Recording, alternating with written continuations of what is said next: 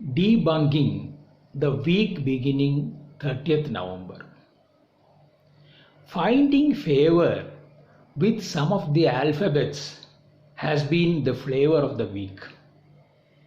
The release of GDP data has rekindled this flavor in describing the shape of our economy. The shapes and numbers apart, what holds promise is the rebound in services sector, aided by growth in consumer non-durables and rail freight. Agriculture and fishing have also been growing. With more news about vaccine trials coming in, the markets continued their upward spiral and Nifty has gained 8.47% week over week. This gain has been broad-based as seen by the sectoral gains in Bank Nifty or Auto. Similarly, it has been diversified as seen by gains in NSE, Nifty, Next 50, Mid Cap and so on. The options volatility has also cooled with the Thursday's month-end expiry also getting over smoothly. The Burger King's IPO is due for subscription this week, priced between 59 to 60 rupees. The company has been registering losses since 2017 and the cash flows have also been negative. The promoters are divesting 6 crores of equity shares and fresh shares for 7.5 crores are also being offered.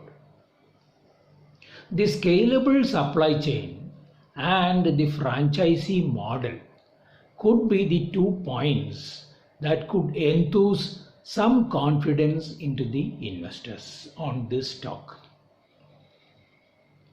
The dollar index closed at 91.80 and rupee closed against the dollar at 74.05.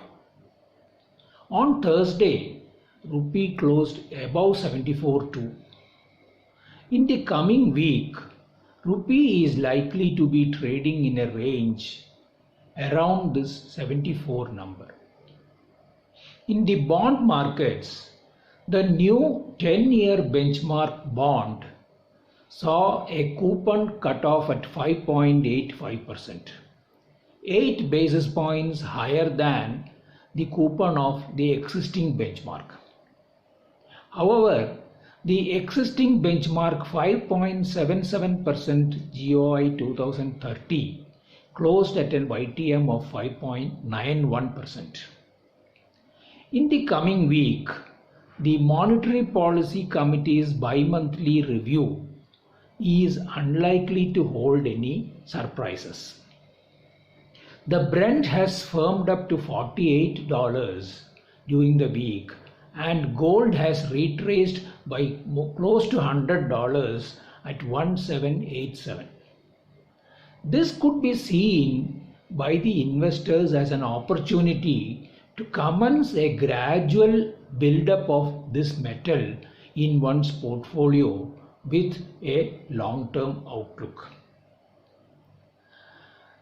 Indian economy should unshackle itself from the comforts of a benign oil demand and a contraction in imports, as trade bodies, to the exclusion of us, are threatening to derail our exports growth.